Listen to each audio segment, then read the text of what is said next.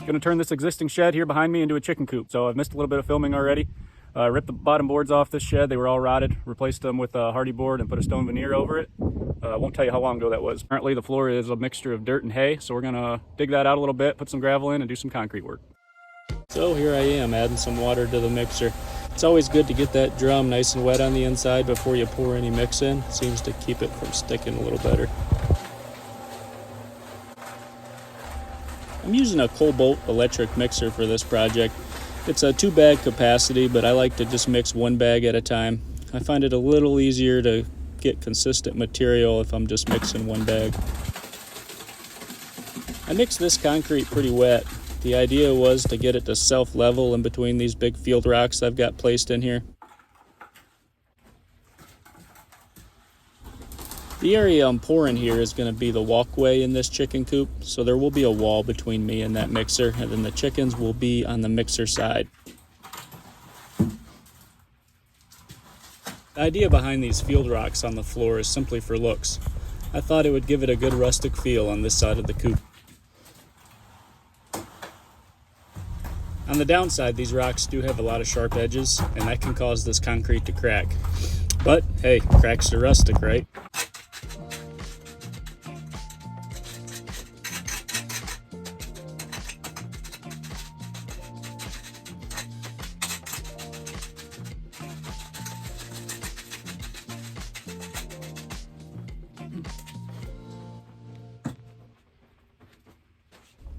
Using this mixer makes this job probably possible in 1 pour. However, as you can see if you look out the window, most of this work is taking place at night, so I separate this into various sections, and you'll see that in future videos.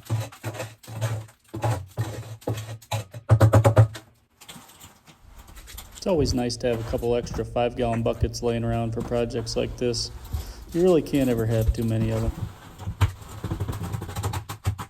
You can see this mixer does have some wheels on it, and it does roll fairly easy. I could have rolled this mixer over and just dumped directly into that little area I'm pouring, but I found the 5-gallon bucket technique to be a little cleaner.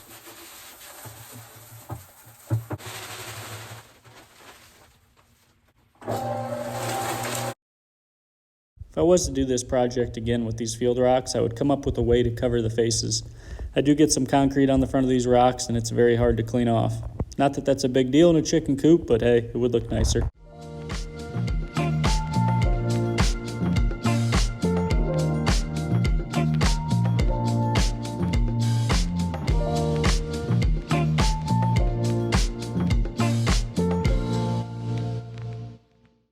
A sawzall without a blade is a nice way to vibrate the face of your forms.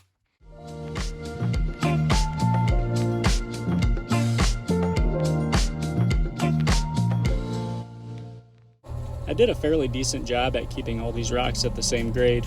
However, with the sharp edges and all the faces not laying completely flat, it is kind of hard to get everything perfectly level. So what I did here was just add some material where I needed to and try to blend the joints together as best as I could.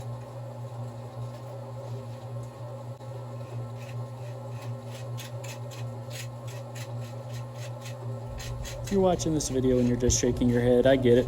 It's an out there idea, but I promise, the chickens are just going to be on regular concrete. There's more to come. Just got to keep watching the videos.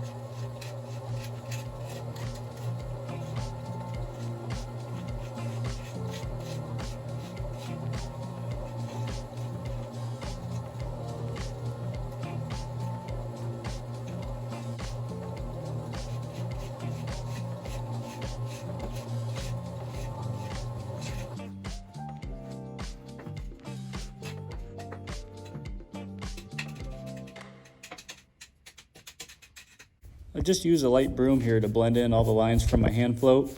As you can see, I do start brooming it a little early and it does pull up some aggregate, but it seems to work for blending it together. Well, that wraps up our first field rock section. We've got another field rock section to go, followed by some smooth concrete, all done with the electric mixer. Hopefully then we'll get to finish on these walls and the chicken coop will be coming along. So please follow along if you'd like, and I appreciate anybody who watches these videos. Thank you.